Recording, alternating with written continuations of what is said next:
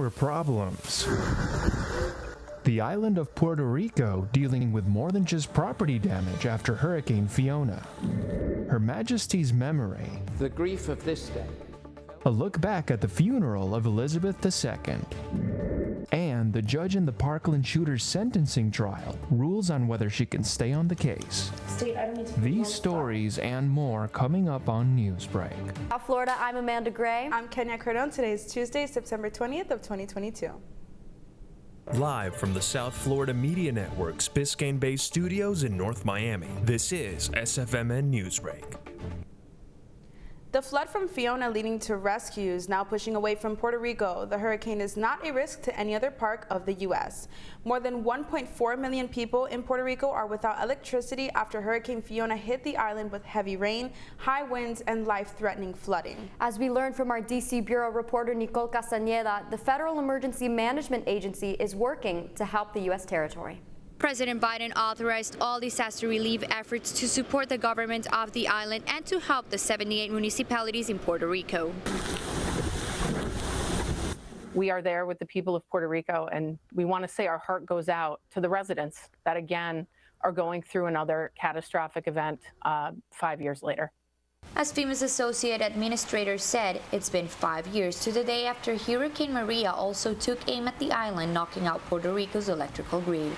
However, some officials says the flooding may be worse. Yes, Hurricane Maria brought about 40 inches, but it was in a specific area along the center of the island.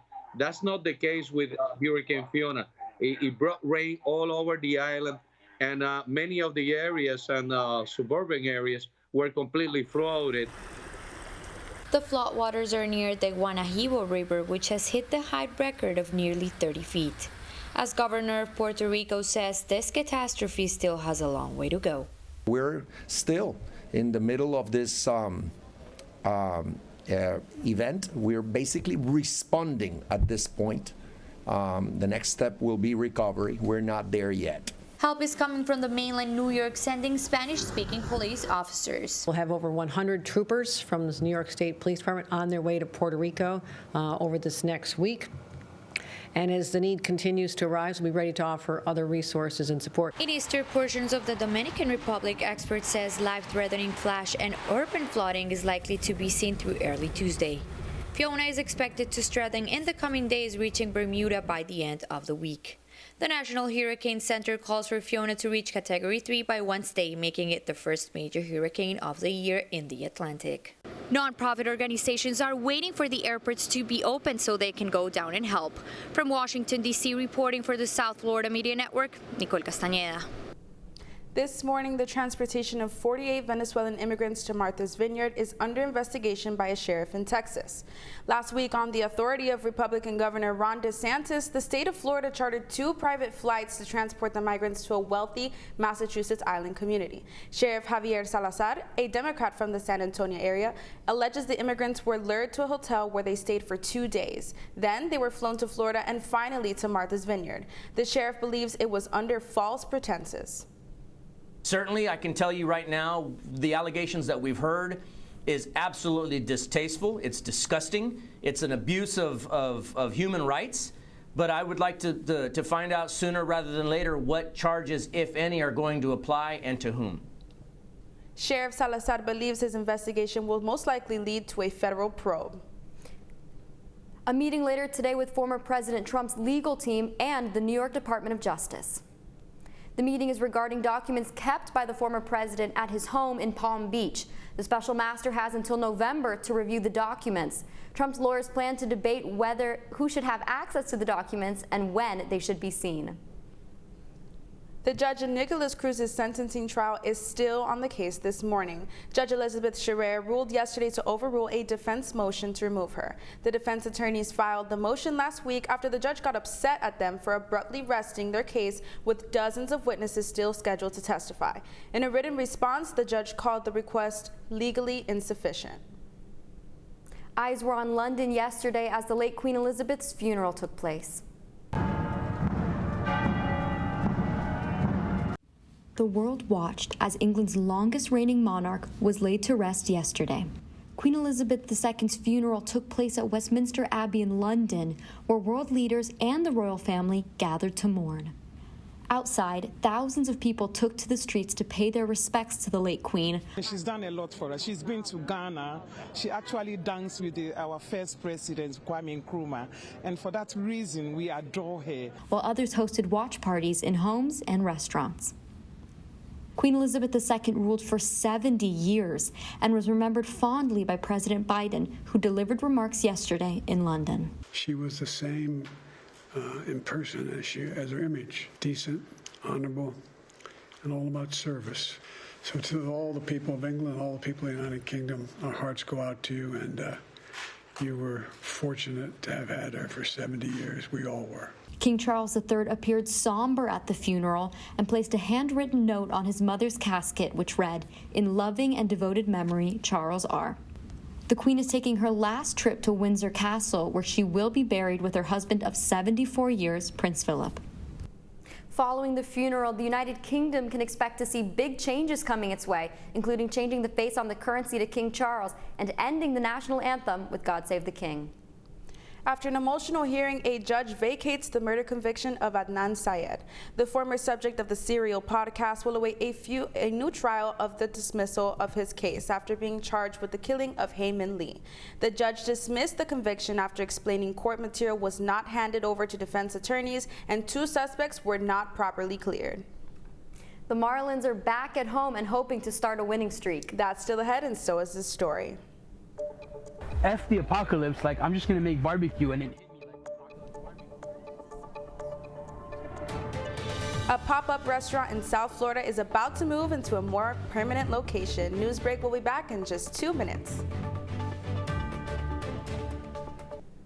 Type 2 diabetes can have a big impact on your life. But how can it be prevented? Well, the first step is knowing if you have something called prediabetes. Take the 1-minute risk test today at doihaveprediabetes.org.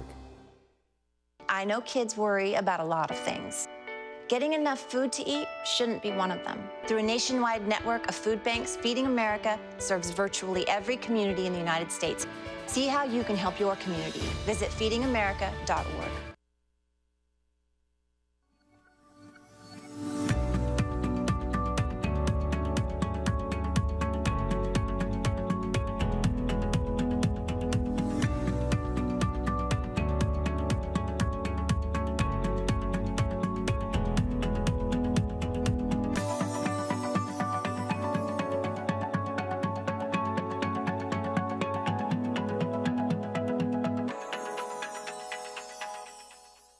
If a natural disaster shows up at your doorstep, you can't just turn it away. That's why it's important to prepare for emergencies before they show up. Go to ready.gov/plan to find the tools and tips you need. And make a plan today.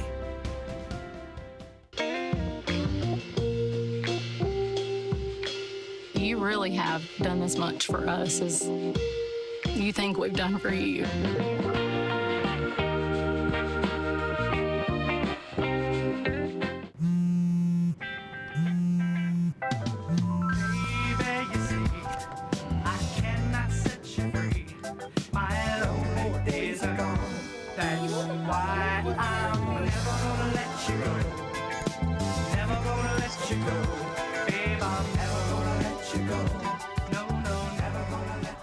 Here you go. Thank you. Thank you.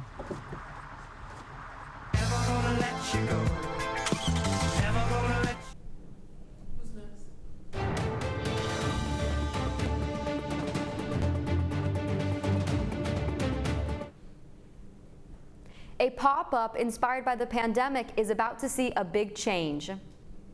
A barbecue pop from Wynwood has a new venture to open, a standalone location in Kendall. The network's Christy Hernandez gives us this tasty insight. Something new is sizzling in Kendall. Miami's barbecue pop-up, Apocalypse Barbecue, has a new permanent location. Back in 2020, right at the beginning of the pandemic, frustrated with quarantine and working from home, this self-taught chef said, F the apocalypse, like I'm just gonna make barbecue and it hit me like Apocalypse Barbecue. What started as a side hustle and a way to make ends meet, in a matter of 2 years, Jeff Budd and longtime customer and now business partner, JJ Matutina, have gone gone from pop-up to launching his first brick and mortar, located off of 99 and 104th Street at the Killian Greens Golf Course. With a standalone location, the possibilities are endless. So we wanted to come in and kind of create what we're calling like a cultural epicenter. During the day, we're going to be doing barbecue, and we're going to have a lot of families coming in, people sitting down, sharing time, but we want to carry that over into the night and make it an awesome place to get a cocktail, bring a first date, something that you can just chill, relax, and have a cool vibe. And we thought this was an awesome opportunity to do just that. While renovations are on their way, every Saturday and Sunday from 11 a.m. to 4 p.m., you can stop on by and have Apocalypse's famous smash burgers. This weekend's burger paid homage to a Seattle squeeze burger known as the Cheese Skirt Burger. Returning customers Giselle and her son Benjamin share with us what they think of Apocalypse Barbecue. Great. So grab your family and friends, whether you're playing a round of golf or not, and come out to Killian Greens to enjoy a taste of Apocalypse Barbecue. I'm Christy Hernandez with the South Florida Media Network. The Fish are still celebrating the morning after beating the Cubs on our own home field. The Cubs started the game strong, scoring the first run. After that, Chicago only scored twice more, with Marlins' Brian De La Cruz hit a grand slam in the third inning, securing the Fish's lead. The Marlins and the Cubs will face off again later today at 6:40. That's all the time we have for Newsbreak. I'm Kenya Cardone. I'm Amanda Gray. Get more news anytime at sfmn.fiu.edu.